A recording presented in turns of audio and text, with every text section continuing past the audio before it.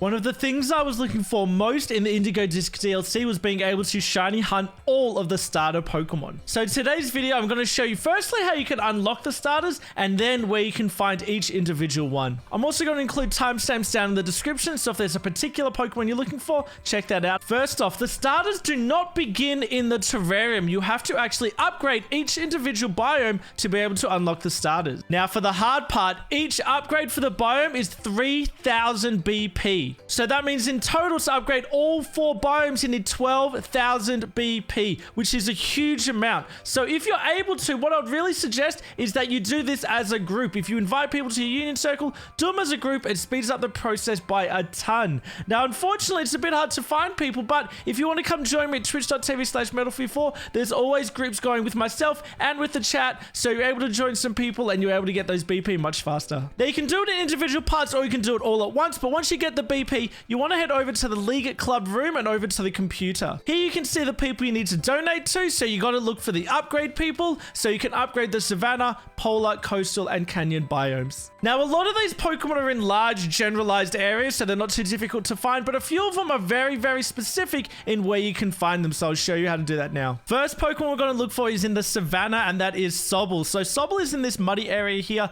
right by rest area number 1, and here you can see him hiding in the mud. It wasn't too difficult to find him at all. Next is Charmander, which is in a very broad, generalized area. I don't think you'll struggle to find him, but I actually found him just outside of the mud pools where Sobble was, over here in the grass. Totodile is actually in the other muddy pool over here, as you can see on the map. Now, this one took me a little while to find. I nearly put on a water encounter sandwich, but we ended up finding it just before I did, so that wasn't too bad. Snivy was actually right near the borderline over here between the Savannah and the beach biome. See here, I was able to encounter him, not too bad. Fennekin was actually over here near the Savannah outdoor classroom, and you can see someone in my union circle actually found him, and I was able to land right on top of him here. And then last for the Savannah is Rowlet, which as you can see is kind of near these two cliff faces, near the Savannah outdoor classroom, and just sort of in between the gap between the two mountains is where Rowlet is, but they can also be found just generally around the area as well. It wasn't too hard to find Rowlet. Moving into the Canyon biome, starting with Litten, which again is in a very wide area. I've seen heaps of Littens in the canyon, but going over to the Canyon Plaza is where I first found him, over here on the edge. And actually right now you can see I've got a Litten there, but also a Turtwig also spawns here. Again, Turtwig is a very common one that shouldn't be too hard to find, but right next to where I got the Litten is where I found him. Next, Tepig. If I go a little bit further south down in the river over here, you can see Tepig's on like a little island, but again, that's one that's in a broad generalized area. Squirtle was a little bit harder for me. You can see there's like this big fork in the road where this Terra Rhydon is, but if I go over to the south a little bit down this fork, there is a Squirtle in the water. Treecko is also in a very generalized area, but it's more so over here where this rocky tree covered area is, but this whole little island has a few Treeckos on it. A little bit more rare than some of the other ones. I didn't have to put a sandwich on it, but if you put a grass sandwich on, I'm sure it would help because there was a lot of Skarmories and Cranidos and other things there, so a grass sandwich would help if you get stuck. And then last is Chespin, which is actually the only Pokemon to be in both the Canyon and actually the Polar biome. So I actually found him in the Polar biome, but he is in the Canyon as well. But over here in Charged Stone Cavern is where you can also find a Chespin. They're pretty common in this cave. I've been able to find quite a few of them. And you can see over here, hiding against the wall, is our Chespin.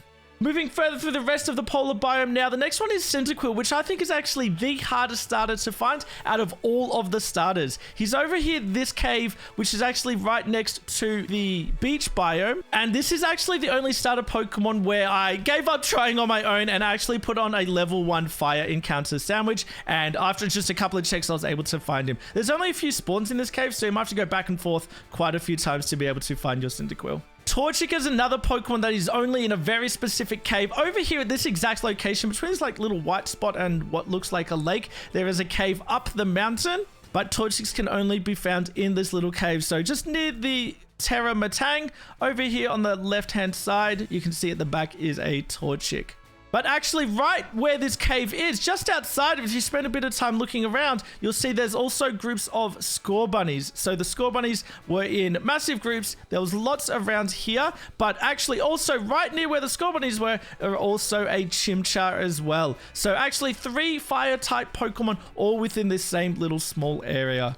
Next is Piplup, which again in a very broad general area, but I actually found this right near the central plaza, but of course in the polar biome was a Piplup just standing on the ice. And then lastly for the polar was Oshawott, which is actually right near the polar plaza. So as you can see right there where the polar plaza is, Oshawott is just next door. Over to the coastal area now. So first is Bulbasaur, which is over near the torch-lit labyrinth, but it's actually on the outside on this grassy area. I just dropped down over here, and here we can see our Bulbasaur. There was quite a few of these around. It wasn't too hard at all. Next is Chikorita, which I actually found right on the borders of the Savannah and coastal biome, but obviously on the coastal side. Here in the grass is Chikorita, but again, another one that is generally found in a large area. Next is Mudkip, which I actually thought was the hardest to find in the coastal region. And it's actually at this little cave right here on this marker. This is called the Torch-lit Labyrinth, and it's actually quite deep, and there's lots of little mazy bits coming off. It's quite difficult, but just roam around and eventually you will find a Mudkip like I did, actually near the bottom, but they're all throughout this cave here. Next, Froakie is on this north sort of island over here on this grassy area.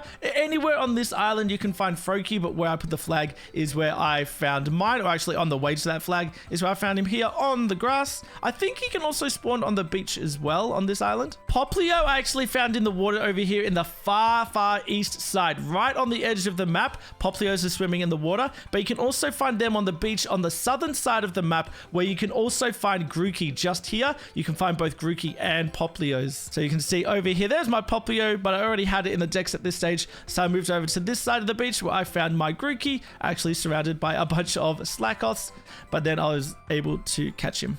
Now, a reminder that all of these starter Pokemon can be shiny hunted, and that's exactly what I'm going to do at twitch.tv/MetalFree4. So come check the link in the description, and you can come shiny hunt alongside with me. But otherwise, good luck getting the starters for your decks. If you found this guide helpful, make sure you subscribe for more Pokemon videos, and check out some of my other Indigo Disk tutorials as well. Cheers.